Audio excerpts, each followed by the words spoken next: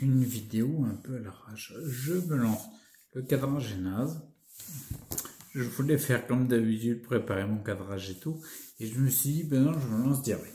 Donc voilà, je fais une vidéo. Je vais te raconter très brièvement mon histoire. En fait, et je remonte il y a très longtemps. Mais ça va être très court, t'inquiète pas, et ça va être important pour la suite. Tu vas comprendre la détermination que j'ai. Donc en gros, j'ai rencontré une fille quand j'étais très jeune. Ouais, t'as vu, je remonte loin. 15 ans, bon, j'ai pas 70 ans non plus. Mais quand même, j'avais 15 ans. Donc du coup, c'est il y a 29 ans. D'accord. Donc en fait, moi à cette époque-là, c'est important. J'avais un modèle de croyance qui était en moi, tu vois, j'avais de grosses croyances sur le côté une vie épanouie égale une vie de couple avec un enfant, une maison, enfin le classique quoi. Et voilà, donc j'avais ça. Donc si tu veux, le fait de vivre en couple, c'était quelque chose de très important pour moi. Je te passe les détails. Donc on a vécu ensemble.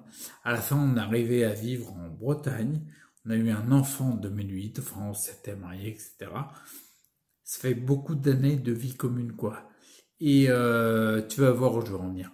Et donc on a eu un enfant. Moi, je rénovais une maison, une longère en Bretagne pour la vie de famille, quoi.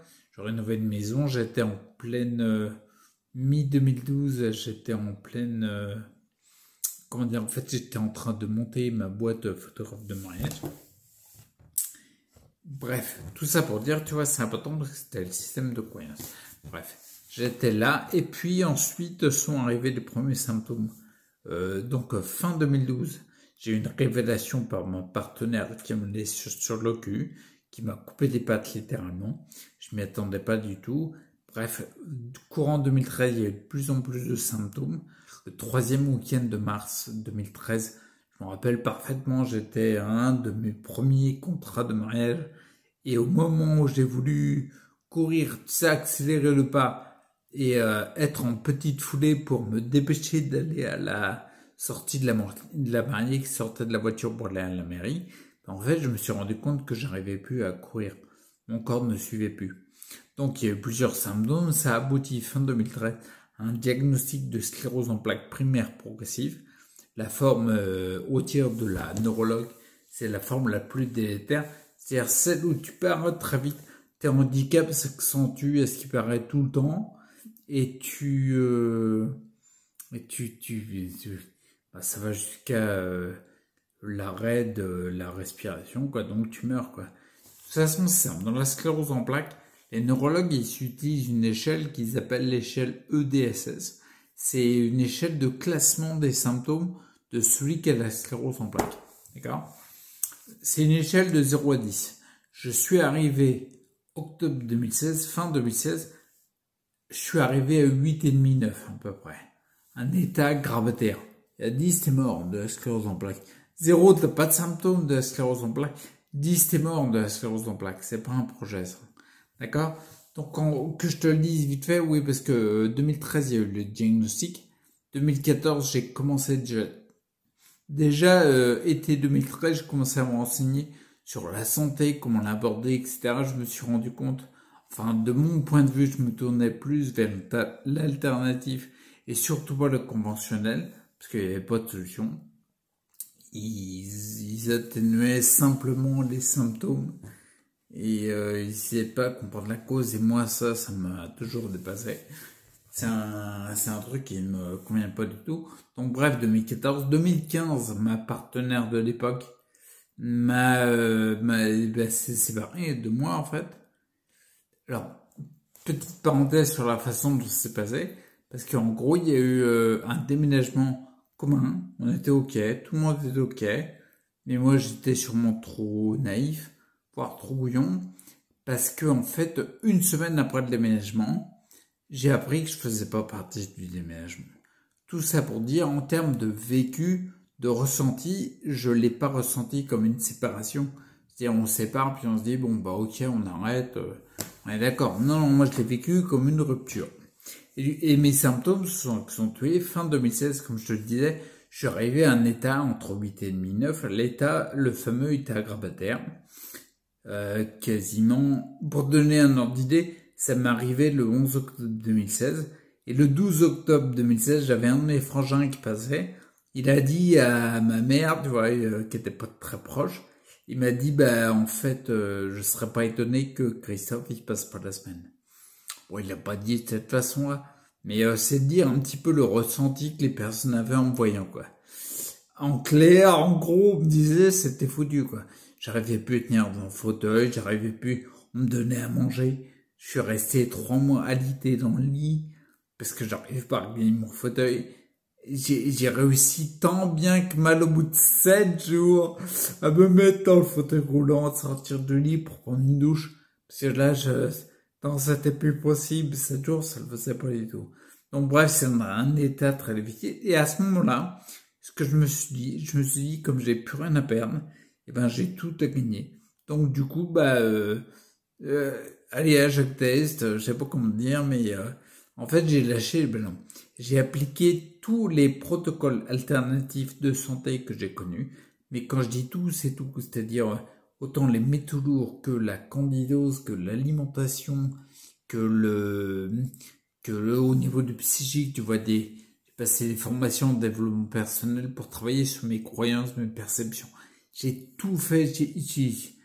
Franchement, j'ai étudié les fleurs de bac, c'est impressionnant tout ce que j'ai mis en place. Et petit à petit, je me suis rendu compte que 2017-2018, mon énergie, elle montait de plus en plus. Je faisais de plus en plus de choses. À tel point que fin 2018, mon gamin, mon fiston qui était en garde alternée, m'a demandé si j'étais OK pour qu'il vive à la maison. H24. Et un gamin, c'est hyper énergivore. Fin 2018, donc il avait 10 ans. C'est hyper énergivore parce qu'il demandait beaucoup d'attention. Bref, parce que lui aussi, il avait des difficultés à vivre. Hein. Il avait vécu la rupture. Lui aussi, il avait cru qu'on allait en famille dans un appartement. Et puis, au dernier moment, il s'est dit, bah non, tout compte fait.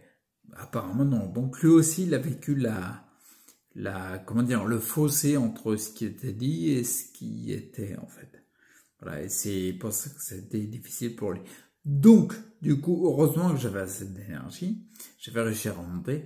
2019, je me suis occupé de lui, c'était difficile. En termes d'énergie, t'imagines bien que mes récupérations, même si elles sont descendues après ma qualité de récupération que je surveille vachement depuis très longtemps, parce que c'est un point très important pour avoir plus de santé, pour tendre vers plus de santé.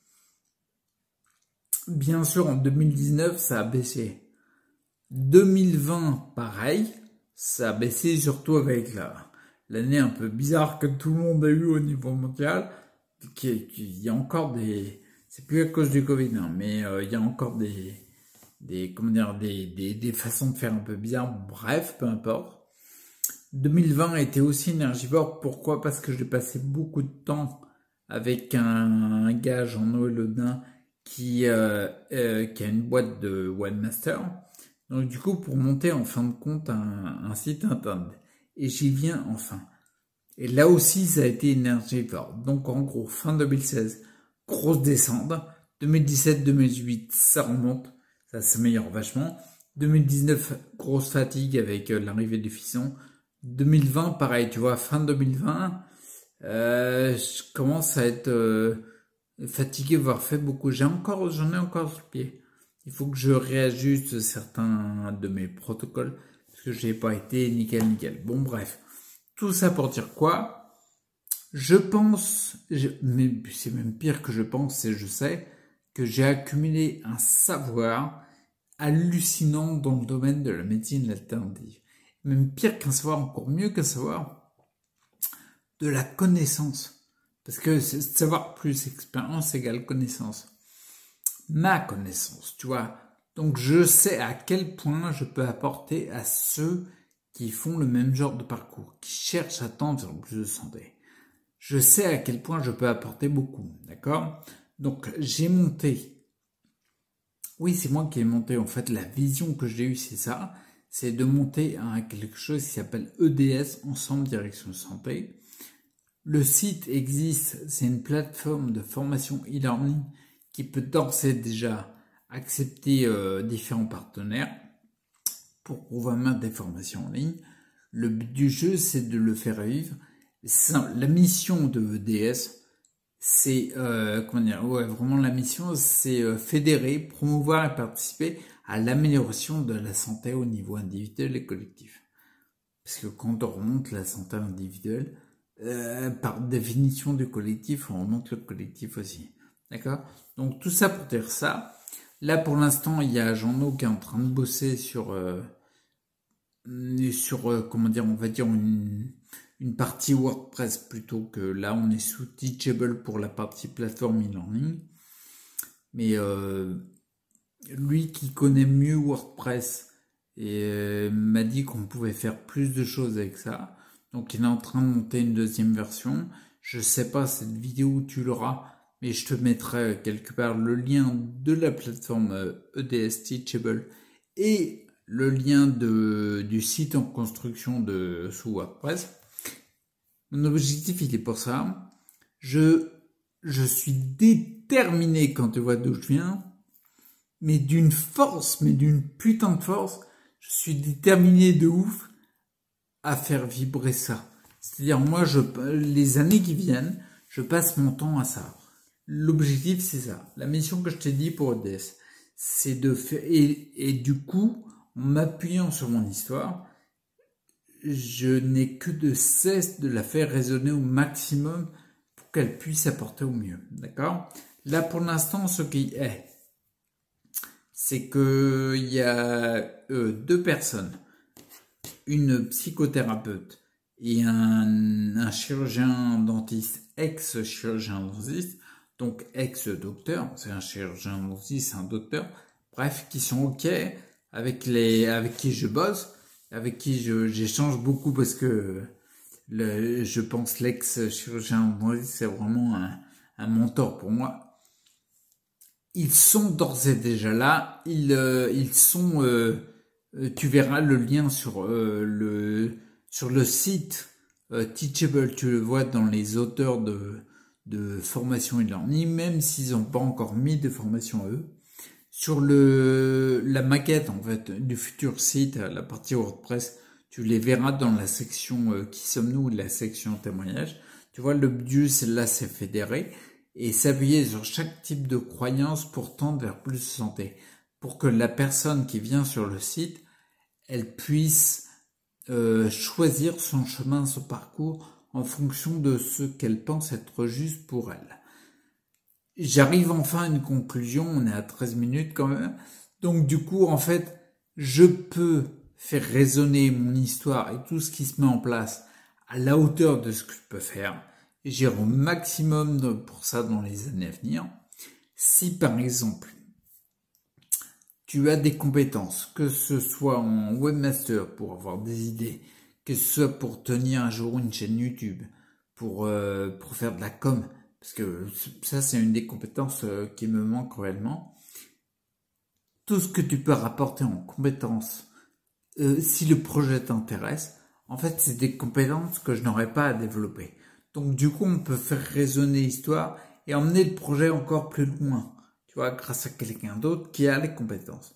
Donc si tu es intéressé, surtout n'hésite pas à poser tes questions et à me contacter directement. Je fais ça parce que je suis habitué à faire à montrer la description en dessous sur YouTube.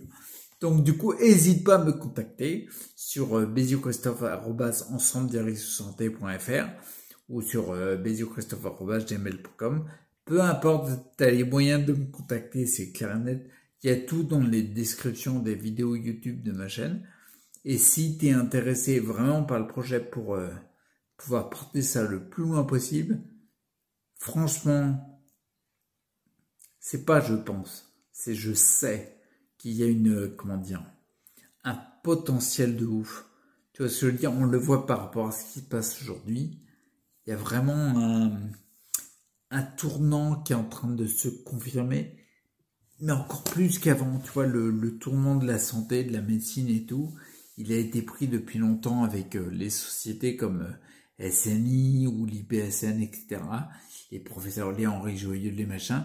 Il y a une manne de personnes qui sont calés dans la santé, qui ont des visions différentes du conventionnel. C'est pas c'est mieux ou c'est pire, c'est juste différent, tu vois. Et on est tous gagnants à vivre de nos différences.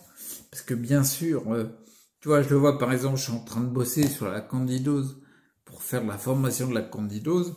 Ouais, j'ai trouvé 3-4 trucs à te dire. Pour faire la formation de la candidose, par exemple, dans la candidose, un élément hyper important, c'est les antibiotiques qui sont très délétères. Je rentre pas dans les détails, mais quand tu prends un antibiotique, en gros, ça te pète tout le biotome intestinal, donc toutes les bactéries, sauf le Candida albicans. Donc lui, il prolifère encore plus fort. Et après, en cascade, ça engendre beaucoup de problématiques. Donc bref, les antibiotiques pour le côté candidose, on n'est pas bien. Tu vas me dire, c'est conventionnel, ça. Bah oui, mais les antibiotiques, quand t'as un virus très virulent, t'es bien content de le trouver, ton antibio. Donc c'est pas que naze ou que bien, ou que parfait, ou que nul. Non, voilà. Donc moi, c'est un petit peu l'état d'esprit dans lequel j'aimerais d'évoluer. Tu vois, là, par exemple, j'avais enregistré une vidéo, et je termine, j'ai vraiment du mal à terminer. J'ai beaucoup de trucs à dire. J'avais enregistré la vidéo ce matin. Mais j'étais pas en forme là, tu vois, mon début de parole, il est correct. J'étais pas en super forme et en ce moment, je me rends compte que j'avais des difficultés d'élocution très très liées à la prolifération du fameux Candida albicans. Là, par exemple, tu vois, tout à l'heure, j'étais épuisé. J'aurais fait une vidéo à ce moment-là, tu m'aurais dit, mais c'est pas la peine, quoi. Je peux pas suivre un mec, c'est pas parler. Tu vois, quasiment, t'as l'air d'être bourré, quoi. Et ben non, là, tout à l'heure, j'ai pris une fleur de bac. Tu vas me dire, mais ça n'a aucun intérêt, il n'y a pas de molécule dans la fleur de bac. Si, à part le calva, parce que c'est mi-temps du calva. En tout cas, chez Biofloral. Bon, bref, peu importe, mais j'ai pris la fleur de bac, ben, ça m'a fait monter vers plus de santé. T'as vu, même si, par exemple, là, on voit que je peux avoir des difficultés de parole des fois et tout, que, par exemple, entre guillemets, ouais, ça qui est difficile, c'est que la parole, des fois, n'arrive pas à suivre la pensée. C'est beaucoup moins que d'habitude, j'arrive à tenir le crachoir, comme on dit, là. J'ai un débit de parole assez correct. Tu vois le truc? Et ben, c'est exactement ça que je veux partager. Donc, si t'es intéressé, hésite pas à me contacter et je me tais. C'est pas facile. Allez, contacte-moi si ça te dit. Ok? Ciao.